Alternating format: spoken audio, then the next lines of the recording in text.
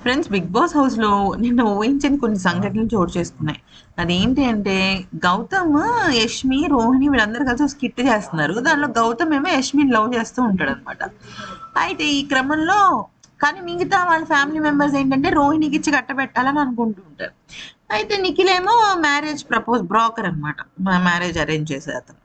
అయితే ఏమవుతుంది, యష్మి ఏమో పెళ్ళిళ్ళ బ్రోకర్ అంటే నిఖిల్ని లవ్ చేస్తుంటుంది. గౌతమ్ ఏమో యష్మిని లవ్ చేస్తుంటాడు. రోహిణి గౌతమ్ని చేస్తూ ఉంటుంది. నబిల్ ఏమో రోహిణి చేస్తుంటాడు. ఇట్లా ఒక స్క్వేర్ లవ్ స్టోరీ, ట్రయాంగిల్ కూడా కాదు, స్క్వేర్ లవ్ స్టోరీ అనమాట. అయితే ఇక యష్మి కావాలని నిఖిల్ క్లోజ్ అవుతున్నట్టుంటే గౌతమ్ ఏమో ఇరిటేట్ అయిపోతూ ఉంటాడనమాట. అయితే అయిపోయి గౌతమ్ ఏంటంటే యష్మితో కొంచెం క్లోజ్‌గా మూవ్ అవుతూ ఉంటాడు. తనని హగ్ చేసుకోవటము, దగ్గరికి వచ్చి పిలవటం ఇలాంటివి చేస్తుంటే నిఖిల్ కొంచెం కోపంగా చూస్తాడనమాట. చూసి గౌతమ్‌ని పక్కకు జరిపి రోహిణికి అటాచ్ చేస్తూ ఉంటాడు. అంటే నీ నీ గర్ల్ ఫ్రెండ్ తను అన్నట్టుగా.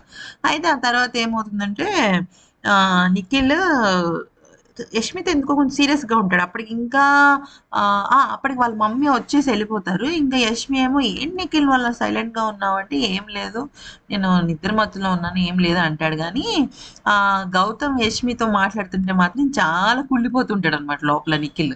ఇప్పుడు పేరెంట్స్ వచ్చి చెప్తారు గానీ, వాళ్ళతో దూరంగా ఉండు, వీళ్ళతో దూరంగా ఉండని. ఆ 'బిగ్ బాస్' హౌస్ మహిమే అదండి.